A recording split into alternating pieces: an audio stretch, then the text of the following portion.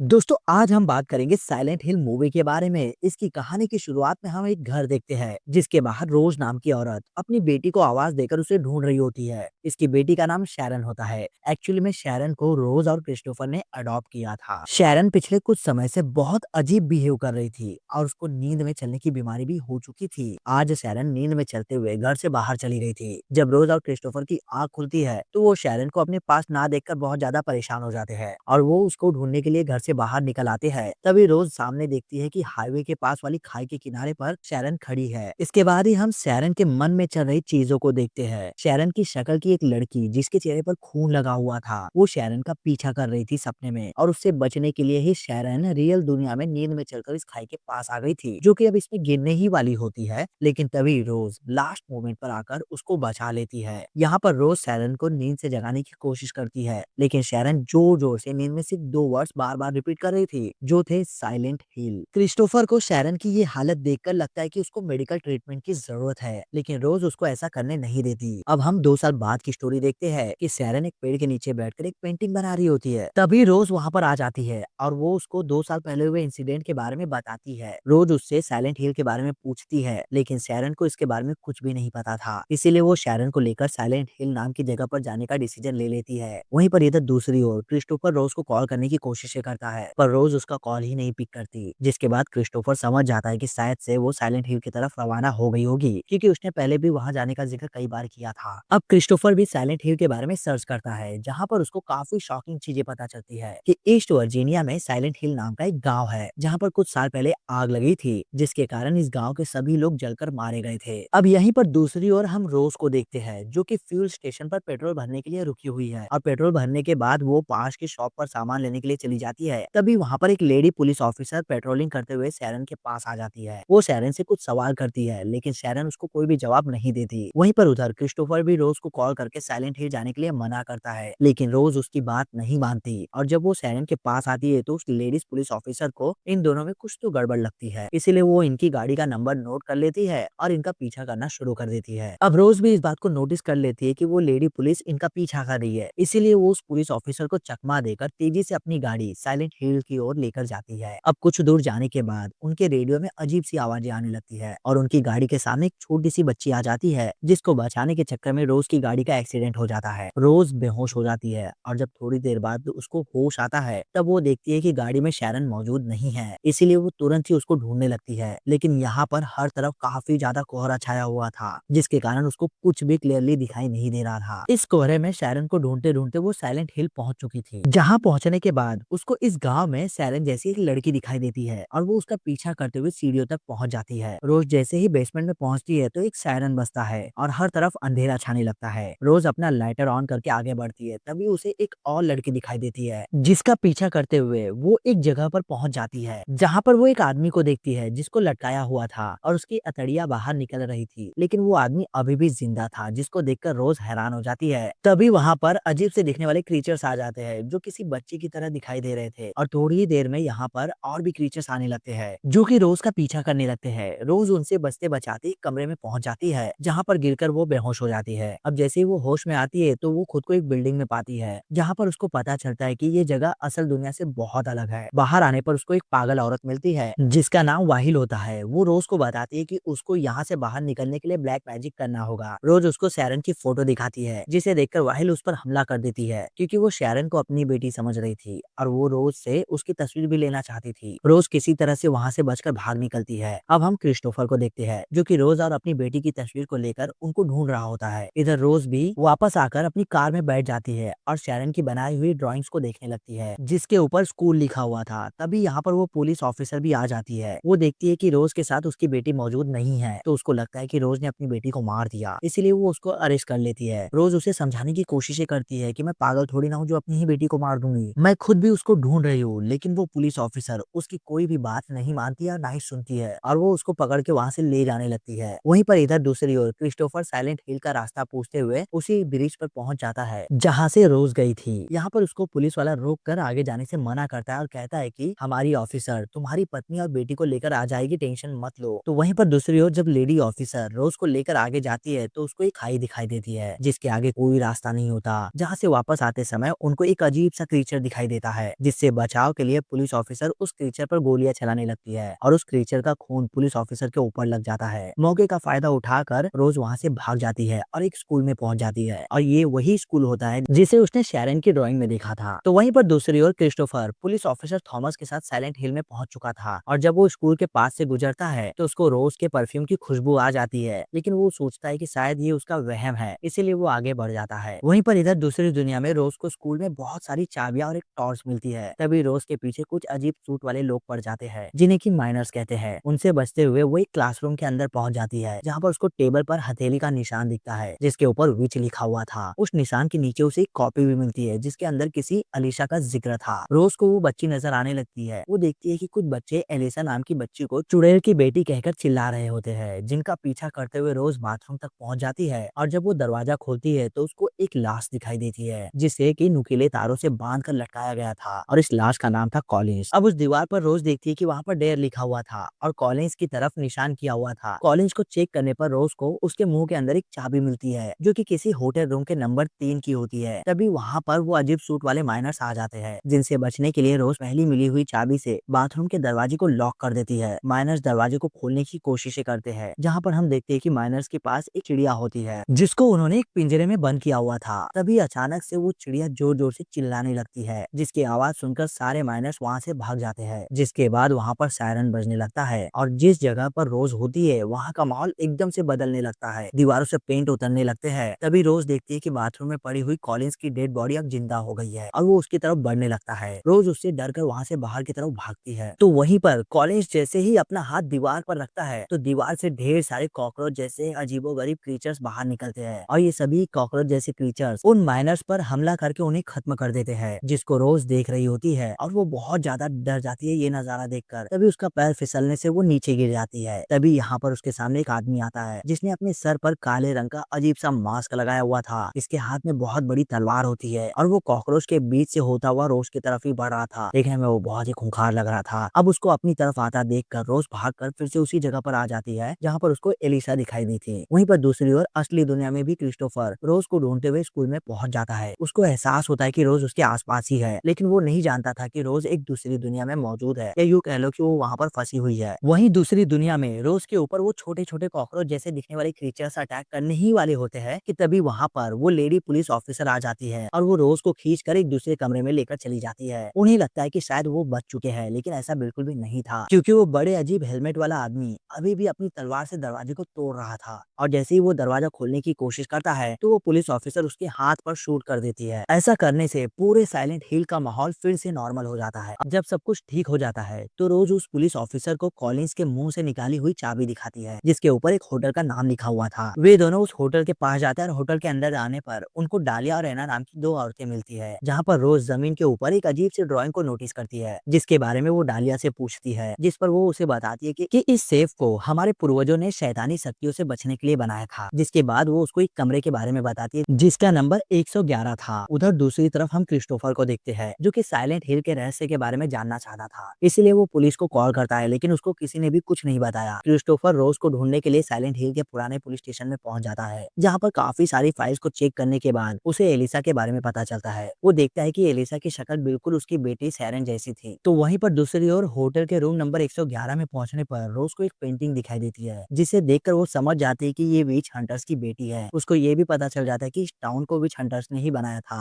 आगे एक रूम के अंदर जाने पर उसे एलिसा मिलती है जिसको देखकर रोज काफी ज्यादा हैरान हो जाती है क्योंकि उसकी शक्ल बिल्कुल उसकी बेटी सैरन जैसी थी। एलिसा उसी पागल औरत की बेटी थी जो कि पहली बार रोज को बाहर मिली थी साइलेंट हिल में, और ये वही औरत थी जिसने रोज से तस्वीर चुराने की कोशिश की थी। तभी एलिसा जलने लगती है अचानक से और फिर वो हवा में कहीं गायब हो जाती है। वहाँ पर वो औरत है जिसने उन्हें इस कमरे के बारे में बताया था। वो बताती है कि हमें जल्दी यहाँ से निकलना होगा क्योंकि रात होने से पहले हमारा चर्च पहुंचना बहुत ज्यादा जरूरी है। अब तीनों चर्च की ओर जाने लगते हैं जहाँ पर डालिया चर्च के अंदर जाने से उनको मना करती है। वो कहती है कि चर्च के लोग इंसान नहीं है बल्कि जानवर है, लेकिन रोज उसकी एक बात नहीं मानती और चर्च के अंदर चली जाती है जहाँ पर वही बड़ी टोपी वाला एग्जीक्यूशनर आ जाता है। उससे बचकर वो तीनों भागने लगते हैं, लेकिन वो तभी एना को पकड़ लेता है और वो उसे बुरी तरीके से मार कर चर्च के दरवाजे पर फाड़ के फेंक देता है और उसके फेंकने के दौरान उसके सारे खून के छींटे इन दोनों पर लग जाता है।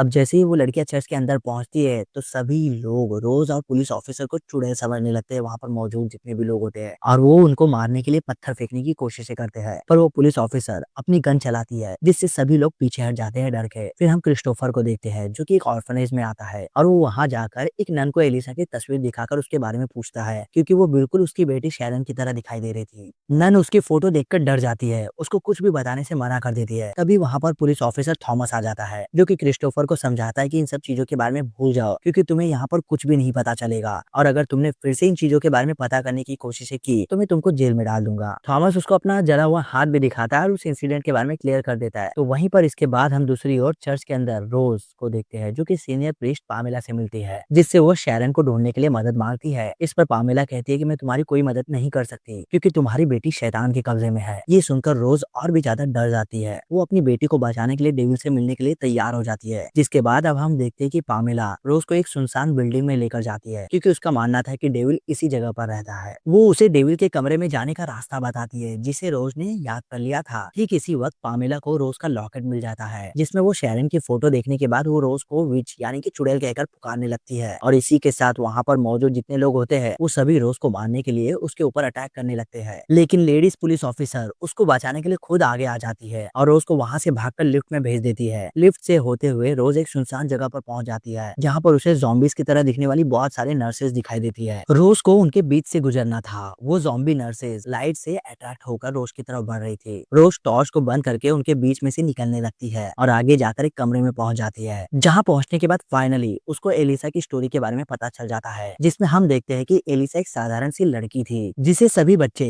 चुड़ैल कहकर चिढ़ाते थे। एक दिन लेडी प्रीस्ट एलिसा की मॉम को एलिसा को उस होटल के रूम नंबर 111 में भेजने के लिए कहती है। उन सब का मानना था कि वहां पर जाने के बाद एलिसा बिल्कुल ठीक हो जाएगी। एलिसा की मॉम प्रीस्ट की बात सुनकर उसको उस होटल रूम में भेज देती है, लेकिन लेडी प्रीस्ट और उसके लोगों ने एलिसा को वहां पर जिंदा जला दिया क्योंकि उनको लगता था कि एलिसा सच में चुड़ैल है। पर वहां पर समय से पुलिस आ जाती है जो एलिसा को बचा तो लेती है, पर वो बुरी तरीके से जल चुकी थी। इस घटना के बाद एलिसा के मन में सभी के लिए बहुत ज्यादा गुस्सा भर चुका था, इसीलिए वो डेविल से एक समझौता करती है जिसमें वो अपनी आत्मा को डेविल के हवाले कर देती है और लेडी प्रीस्ट और उसके लोगों को एक ऐसी दुनिया में फंसा देती है जहाँ से वो ना तो बाहर जा सकते थे और ना ही अंदर मर सकते थे। अब इसी दुनिया में रोज भी कैद हो चुकी थी। तभी एलिसा बताती कि रियल वर्ल्ड में सैरन मेरी एक अच्छी परछाई है जो कि मेरे मरने के बाद पैदा हुई थी, जिसे किसी ने ऑर्फनेज के बाहर छोड़ दिया था। एलिसा बताती है कि तुम्हारी बेटी की जान खतरे में है क्योंकि लेडी प्रीस्ट को लगता है कि मैं फिर से जिंदा हो गई हूँ, इसीलिए वो शैरन को जलाने के लिए चर्च में लेकर गई है। जिसके बाद एलिसा उसकी बॉडी के अंदर चली जाती है। उधर लेडी प्रीस्ट सबको ये बताती है कि अगर हम शैरन को जिंदा जला दे तो दुनिया से बुराई खत्म हो जाएगी, इसीलिए वो सबसे पहले उस लेडी पुलिस ऑफिसर को पकड़कर बांध कर जिंदा जला देते हैं। और जब वो शैरन को जलाने ही वाले होते हैं तभी वहाँ पर रोज आ जाती है। वो उन लोगों को बताती है कि एक बार लेडी प्रीस्ट ने एक मासूम बच्ची को जिंदा जला दिया था, जिसके बाद तुम सभी लोग इस काली दुनिया में कैद हो गए हमेशा हमेशा के लिए। लेकिन कोई भी उसकी बात पर विश्वास नहीं करता है और वहीं पर मौका देखकर लेडी प्रीस्ट रोज को चाकू मार देती है और जैसे ही उसका खून जमीन पर नीचे गिरता है तो उसके साथ ही एलिसा भी बाहर आने लगती है। और दोस्तों यहाँ पर हमें पहली बार एलिसा का जला हुआ रूप दिखाई देता है, जिसके बाद वो तेज धार वाले तारों से प्रीस्ट और वहाँ मौजूद बाकी जितने भी लोग रहते हैं उनको बुरी तरीके से मार देती है। अब रोज शैरन की आंखें बंद कर लेती है ये नजारा देखने के दौरान और वो एक कोने में बैठ जाती है, लेकिन शैरन गलती से एलिसा को देख लेती है जो कि अब पूरी तरीके से एक डेविल बन चुकी होती है। एलिसा शैरन की बॉडी के अंदर चली जाती है, जिसका मतलब अब उसकी अच्छी और बुरी परछाई दोनों एक साथ मिल चुकी है। जिसके बाद रोज अपनी बेटी को लेकर वहां से निकल जाती है। अब रोज को लग रहा था कि सब कुछ ठीक हो चुका है और वो जैसे ही अपने घर पर पहुंचती है तो उसे कहीं पर भी क्रिस्टोफर दिखाई नहीं देता, जिसका मतलब साफ था कि क्रिस्टोफर अपनी रियल दुनिया में ही मौजूद है और रोज अभी भी साइलेंट हिल की काली दुनिया में ही फंसी हुई है। अब दोस्तों रोज अपनी बेटी को एलिसा से कैसे बचाएगी और कौन इस काली दुनिया से रोज को बाहर निकलने में मदद करेगा या वो निकल पाएगी भी या नहीं, इस टाइप के बहुत सारे सवालों को लेकर ये फिल्म यहीं पर खत्म हो जाती है। वैसे बता दूं कि ये साइलेंट हिल मूवी का पहला पार्ट था, इसका सेकंड पार्ट मैं जल्दी लाने वाला हूँ। तो मेरी आप लोगों से यही उम्मीद है कि आप इस वीडियो को लाइक करके इसके नीचे कमेंट करके मुझे अपना ओपिनियन जरूर बताना।